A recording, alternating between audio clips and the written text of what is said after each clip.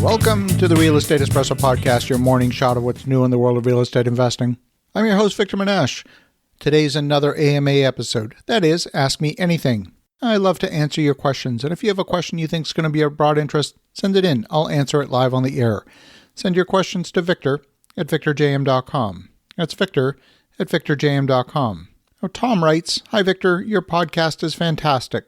A perfect balance of brevity and information without any noise or fluff. My question is, I have a multifamily renovation in process, which I want to refinance on completion with 10-year fixed-rate debt. As you mentioned, interest rates will likely increase post-election. Since my future rate will be based on the 10-year treasury, what investment could I make today that would earn money if rates go up to offset my future increased interest cost? Almost like interest rate insurance. Thanks again for everything you do for the real estate community." Well, Tom, thank you for the kind words, and this is a great question. To be clear, my goal in answering the question is not to offer advice. That's the job of a licensed commercial mortgage professional in your local market. I'm merely offering my experience and observations on what I've found to be effective in the past. I'm not going to answer your question directly, but maybe offer a different approach that might accomplish the same thing. There's a lot of different financing products out there, and I find that borrowers sometimes get fixated on the interest rate. So let's be clear, every penny that you save in interest is a penny that goes in your pocket, so it's absolutely important. As always, it's the combination of interest rate and terms that make for a good loan. Even more important in my mind is predictability. This business has so many possible surprises that reducing the variables, reducing risks is more important than just about anything else. Now, I don't know the specifics of your project, but I've secured financing for new construction on numerous occasions. Whether we're financing for a value-added project or new construction, they can be treated very similarly. Now, you said that your goal at the end of the project is a refinance. Most investors want to refinance the project to pull out as much cash as possible, but still maintain a reasonable debt-to-equity ratio. So let's make up an example. Imagine that you bought a building for $1 million and you contributed $300,000 in cash and borrowed $700,000. Your debt would be at a 70% loan-to-value ratio, or 70% loan-to-cost. They would be the same in that instance.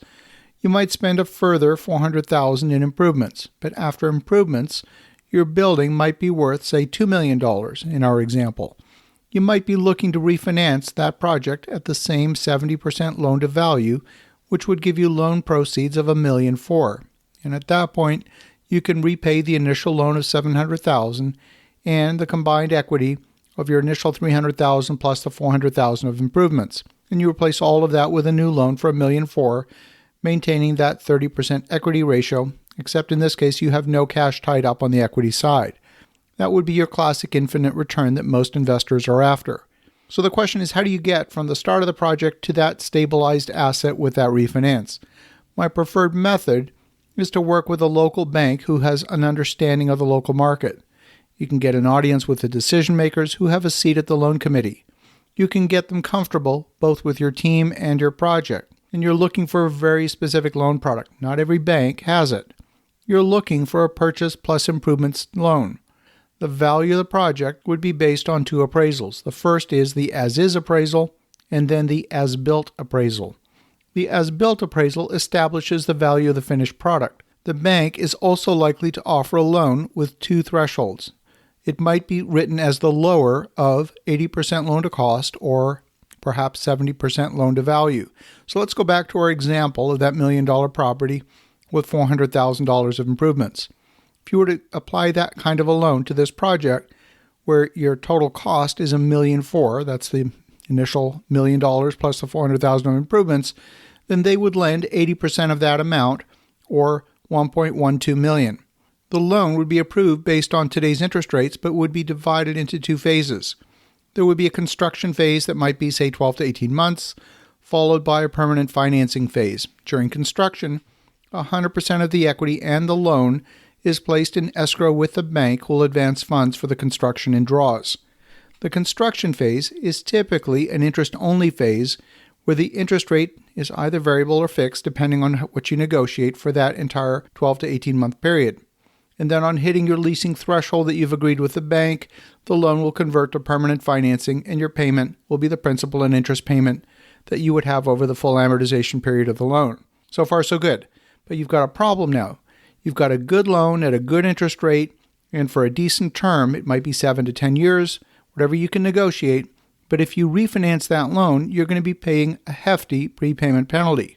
So here's the trick that I've had some good success with. Rather than refinance that loan, keep that first loan in first position. Then go back to the bank 1 year after stabilized performance and ask them to increase the loan amount to match the 70% loan to value. But rather than a refinance, the bank is going to record a second mortgage behind their first mortgage. It's the same lender, so the lender is not really in a subordinate position and therefore no less secure with that second loan in place. If all goes well, the property will still value at that $2 million or perhaps even higher, and the bank will write the loan on the difference between the $1.4 million and the original loan amount of $1,120,000. That new loan of $280,000, which represents that difference, when added to the first loan, will get you to a full cash-out refinance without having to actually refinance. You lock in your interest rate on the first loan of $1.12 million, and then you accept the risk that you might pay a slightly higher interest rate on the second loan of $280,000. But overall, the ratio is still going to be at 70% loan to value, and you're going to have interest rate protection on the majority of the loan. It would still be an aggressive interest rate. The idea I'm presenting here is to get to the end goal of reducing your interest rate risk a couple of years down the road while locking in your rate today. It's a different mechanism than the one you proposed in your question, but I think it gets the project to a safe place with a minimum interest rate risk. I want to thank you, Tom, for an awesome question. For the listeners at home, have a great rest of your day. Go make some great things happen. We'll talk to you again tomorrow.